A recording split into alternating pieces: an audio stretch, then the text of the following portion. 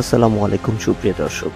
আজ আমরা কথা বলতে চলেছি বাংলার বাঘ, যার ডাকনাম ছিল শেরে বাংলা, বাংলার বাঘ।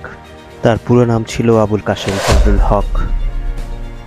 একে ফজলুল হক নামেই আমরা অনেকেই তাকে চিনে থাকি। আজকের ব্লগটি তার শহরে, তার জন্মস্থানে, যেখানে তিনি জন্মেছিলেন এবং দশম শ্রেণী পর্যন্ত পড়াশোনা করেছিলেন। তো সুপ্রিয় দর্শক, চলুন দেখে আসি। ফজলুল হক ওনার জন্ম ছিলেন 26শে অক্টোবর 1873, বাকেরগঞ্জ, ব্রিটিশ ভারত, অর্থাৎ বর্তমান বরিশাল জেলা, বাংলাদেশ।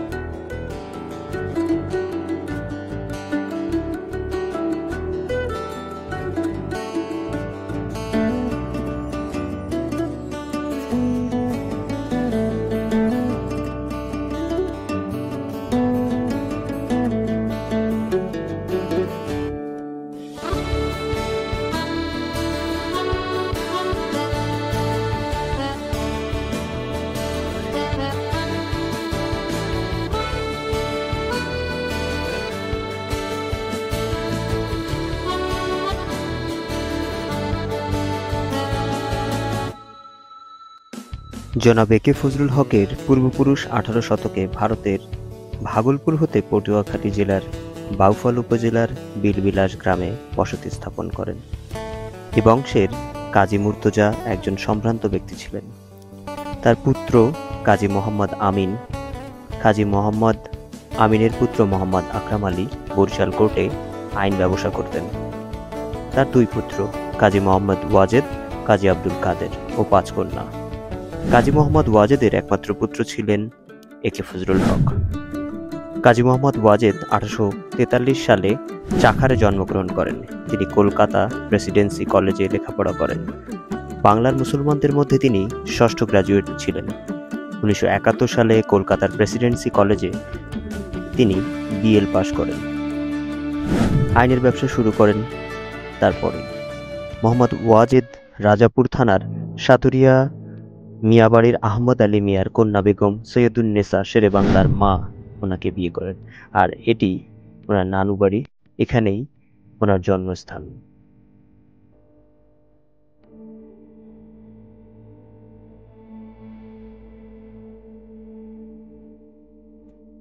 জনাব একে ফজলুল হক 26শে অক্টোবর 1873 থেকে 27শে এপ্রিল 1962 বাঙালি আইনজীবী ও লেখক ছিলেন এবং সংসদ সদস্য ছিলেন। বিংশ শতাব্দীর প্রথমার্ধে বাঙালি কূটনৈতিক হিসেবে পরিচিতি লাভ করেন।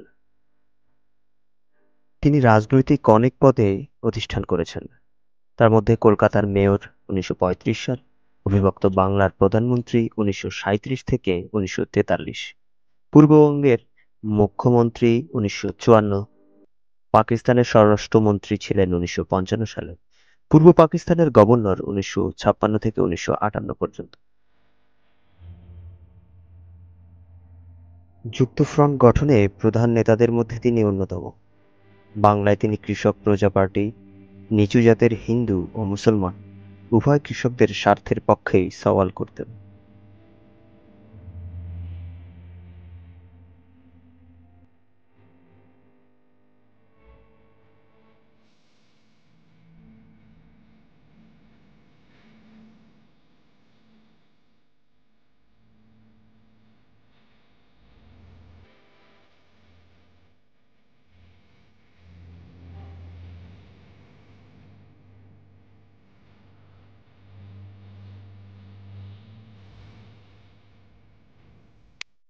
সে আমলের পূর্ব বাংলার মুখ্যমন্ত্রী একে ফজলুল হক যুক্তফ্রন্টের 21 দফা কর্মসূচি দিয়েছিলেন। যুক্তফ্রন্ট মন্ত্রী পরিষদ এই 21 দফা বাস্তবায়নের জন্য তৎপর হন। তাদের গৃহীত উল্লেখযোগ্য কর্মসূচিগুলো হল: বাংলাকে পাকিস্তানের অন্যতম রাষ্ট্রভাষা করার সুপারিশ, 21 ফেব্রুয়ারিকে শহীদ দিবস হিসেবে সরকারি ছুটির দিন ঘোষণা, ভাষা আন্দোলনের শহীদদের স্মৃতিতে শহীদ মিনার নির্মাণ, বাংলা নববর্ষের প্রথম দিন পহেলা বৈশাখে সরকারি ছুটির দিন ঘোষণা করা। ঢাকা বিশ্ববিদ্যালয় এলাকায় বর্ধমান হাউসকে বাংলা ভাষা গবেষণা কেন্দ্র বা বাংলা একাডেমি ঘোষণা করা। জমিদারি ব্যবস্থা সম্পূর্ণভাবে উচ্ছেদের ব্যবস্থা নেওয়া। এ সময় একে ফজলুল হক কলকাতা সফরে যান 1954 সালের 31শে মে।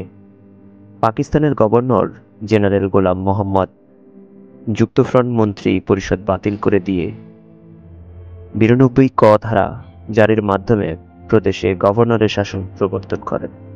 দেশ ও দশের জন্য তিনি যা করেছেন তা সত্যি প্রশংসার দাবিদার। সুপ্রিয় দর্শক, জেনে নিব তার জন্মস্থানের বর্তমান অবস্থা।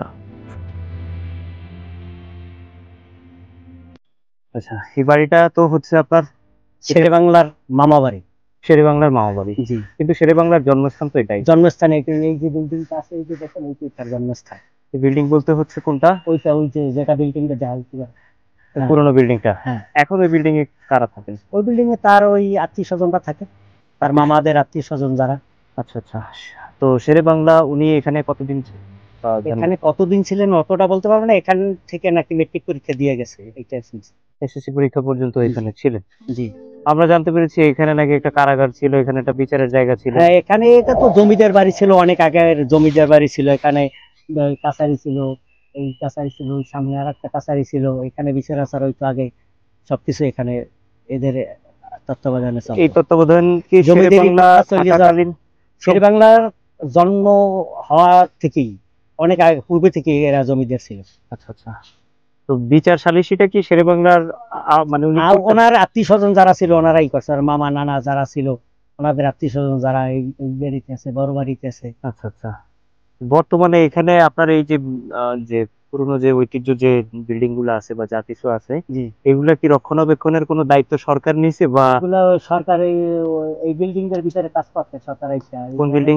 এই যে যেটাতে আছে থাকতেছে ওইটার ভিতরে কাজ করছে তো সরকার, ওইটাতে কাজ করছে।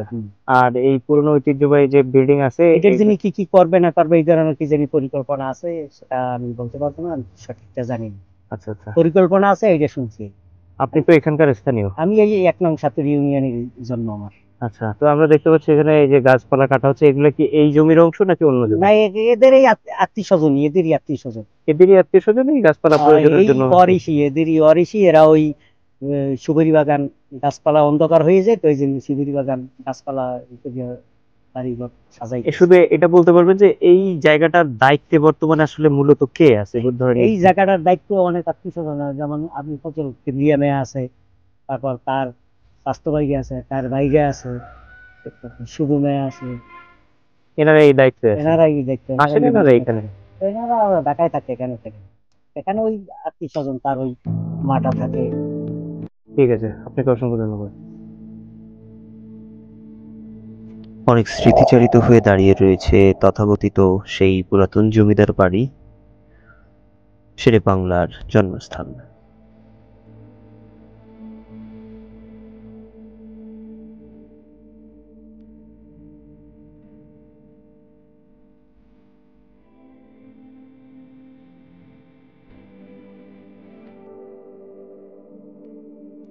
সুপ্রিয় দর্শক, একে ফজলুল হক তার জীবনীর সম্পূর্ণ বিবরণ আসলে এত ছোট্ট একটি ভিডিওতে দেওয়া কখনোই সম্ভব নয়।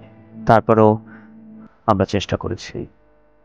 ভিডিওটি যদি আপনাদের কাছে ভালো লেগে থাকে তাহলে কমেন্ট বক্সে অবশ্যই জানাবেন। আর নতুন যারা আসছেন তারা অবশ্যই সাবস্ক্রাইব করতে ভুলবেন না। তো আজকে এই পর্যন্তই। ভালো থাকবেন, সুস্থ থাকবেন। দেখা হবে নতুন কোনো শহরে নতুন কোনো ভিডিও নিয়ে। সে পর্যন্ত সবাই ভালো থাকবেন। আল্লাহ হাফেজ।